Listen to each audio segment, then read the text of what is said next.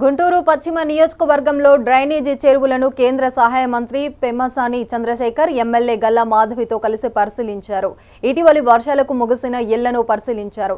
ఇక డ్రైనేజీపై ఆక్రమణలు ఉండడం వలన వరద నీరు పోయే పరిస్థితి లేక ఇళ్లు మునిగాయని పెమ్మసాని చెప్పారు. ఇక కొన్ని డివిజన్లో పారిశుద్ధ్యంపై ప్రత్యేక చర్యలు చేపట్టామని మంత్రికి ఎమ్మెల్యే తెలియజేశారు. శంకర్ విలాస్ బ్రిడ్జికి డిపిఆర్లు సిద్ధం చేసి త్వరలోనే పనులు ప్రారంభించేలా చూస్తామని మంత్రి తెలిపారు.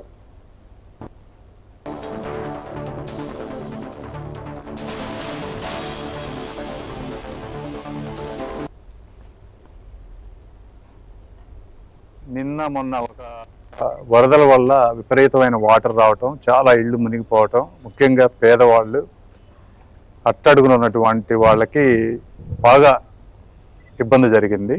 సో ఇవి ఎందుకు జరుగుతున్నాయి, మళ్ళీ ఇవి జరగకుండా ఉంటే మేము ఏం చేయాలి అనే దాని మీద యాక్చువల్గా మాధవి గారు ఆల్రెడీ వీటన్నిటిని తిరిగి ఉన్నారు. వారికి పూర్తి అవగాహన ఉంది. నాకు కూడా పూర్తి అవగాహన రావాలని చెప్పి నేను కూడా వచ్చి వాళ్ళ ఒకసారి అన్నీ చూస్తూ ఉన్నాం. చూసి లోకల్ అధికారులతోటి కొంత సిఎస్ఆర్ ఫండ్స్ తోటి ఏమేమైతే చేయగలం అవన్నీ చేసే విధంగా, అదేవిధంగా చాలా ఆక్యుపేషన్స్ ఉన్నాయి ఈ డ్రైనేజెస్ మీద.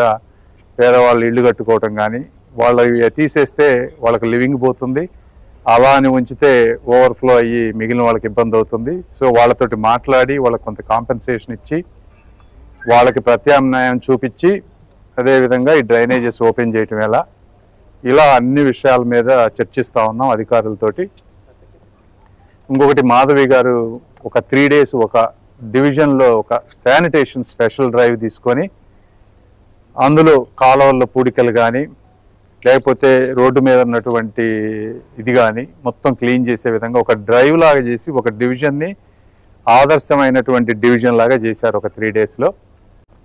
అదే ఫార్ములాని మిగిలిన డివిజన్స్లో ఎలా పెట్టుకోవాలి, ఎలా ఎవ్రీ 3 to 4 daysకి అధికారులందరూ సమన్వయంతో ఎలా పనిచేసి, నిన్న మొన్న ఒక వరదల వల్ల విపరీతమైన వాటర్ రావటం, చాలా ఇళ్ళు మునిగిపోవటం, ముఖ్యంగా పేదవాళ్ళు అట్టడుగున ఉన్నటువంటి వాళ్ళకి బాగా ఇబ్బంది జరిగింది. సో ఇవి ఎందుకు జరుగుతున్నాయి, మళ్ళీ ఇవి జరగకుండా ఉంటే